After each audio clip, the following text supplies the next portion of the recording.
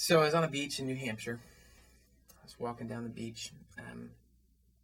We're actually about to play a concert in New Hampshire, and the sun was going down. I was just going out to get some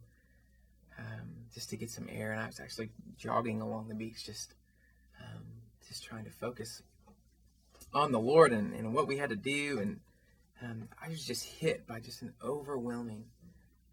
an overwhelming sense of accusation. And it's a pretty popular one in my life, but I just felt like this huge voice of, Shane, you are crap. You're nothing. You have been trying to get the rules and the laws right in this book called the Bible for 15 years of your life, and you have failed. Things even that day were coming to my mind as I was hearing this. I've just failed. I just have a hard time not thinking of myself. I have a hard time just of anything coming through without selfish ambition. That's just the truth of who I am in my DNA as a human. It's just true, and it's real in my life. And so I was hearing this massive voice of accusation, and I just stopped, so much so. I was hearing it the whole day, but so much so as I was on this jog that I just stopped. I just stopped in my steps, and right when I stopped, I remembered this verse that I had read that morning in Galatians 3. And it actually kind of scared me, because I felt like that the verse was saying the same thing, that this voice of accusation that I was hearing as the enemy. And the verse in Galatians that I remembered in Galatians 3 says that anyone who cannot abide by the laws in this book and do them, they are cursed. They're damned.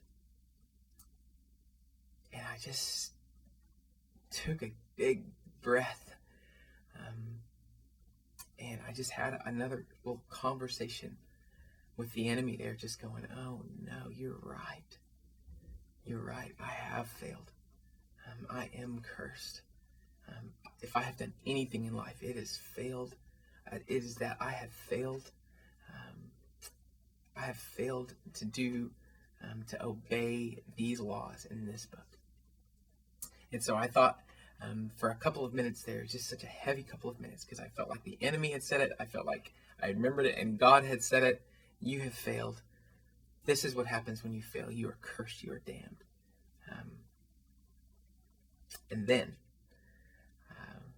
I remembered the second part of that verse, the second part of this whole paragraph in Galatians 3.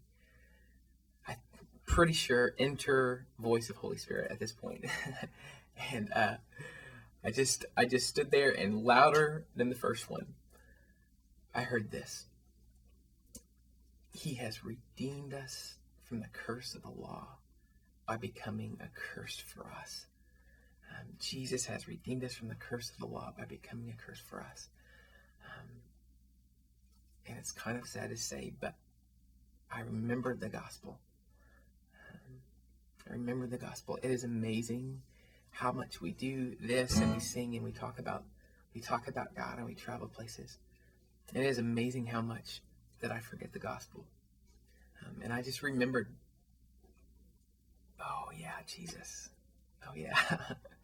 Oh yeah, that's the deal. Jesus, yeah, that's the deal. It's not about me. It's not about my works. It's not about how much I can do, and how much I can attain, and how many awesome spiritual things I can come up with, or the lack of those.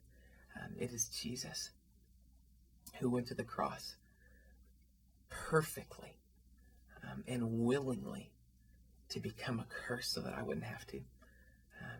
It says in 2 Corinthians that he made him who knew no sin to be sin on our behalf so that we might become the righteousness of God in him. Whoa. Not fair. Not fair. That's not a fair deal. But it's a true one, that I have failed, and I continue to fail. But he hasn't. And so I just was hit and confronted, and I felt like that the Lord used the voice of the enemy to lead me to the gospel of Jesus, and it reminded me, just like the Bible does. The Bible is very purposeful in this, I feel like. reminded me of my failure, to lead me to the redemption of Jesus. It was just unbelievable experience. And so I walked back to the venue from the beach, and I remember going down to the basement of on this college and grabbing a guitar and a notepad, and I wrote. I wonder if this is the notepad actually. I wrote. Yeah, that's right. Where's it at? Oh, here it is. I wrote down these words, and it's pretty spooky actually. Like, it's full of the word curse and devil. And if somebody flipped open my journal, they would be like, "This guy is jacked." I have help written all over the place. And anyway, I just started writing these words down and this story down of basically this conversation of the devil, and I started to sing this chorus. And I tried to do it with spooky chords because I felt like it was such an eerie experience for me, just because I felt like the devil was preaching the gospel. I mean, he forgot the main part of the gospel, but he started the gospel, and you have failed. You have fallen way short, Shane. And then, so I started these kind of spooky chords of how the devil was preaching the gospel. It went like this. The devil is preaching the song of the redeemed.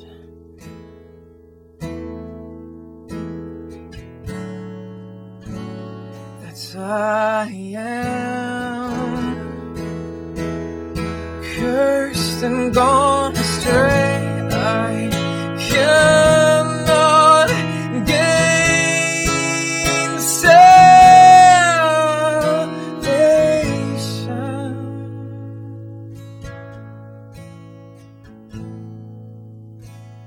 embracing accusation. So I wrote this course about how the Lord had allowed me to embrace accusation. That accusation actually led me to the gospel. And so this whole song ended up being this 8-minute kind of epic drama of this fight, of this, like, I am too much of a crappy person to be right with God. And this whole struggle that the first 7 minutes of this song are discouraging. You have fallen short. There's no way that you can gain your salvation. There is no way you can gain your salvation. Stop trying to gain it. And then there's this climax of this song at the very end, where it talks about the devil's been singing this song over me. It's an age-old song that I've been cursed and I've just gone astray. It's talked about from day one, the apple, day one. We're cursed and we're gone astray. There's no way we can attain our salvation in and of our own selves. And then the devil has been singing this over me, but he's purposely left out the refrain of this song, the chorus of this song, that Jesus saves. It's not what we can do, but it's him who saves. And so it ended up being a really cool moment for me. And it's actually ended up being a really cool part of our concert, to just be able to share our weakness, and in that share the gospel, because he's just looking for the weak. He's really interested in weak and broken people who need a lot of help, and so we can really relate to that.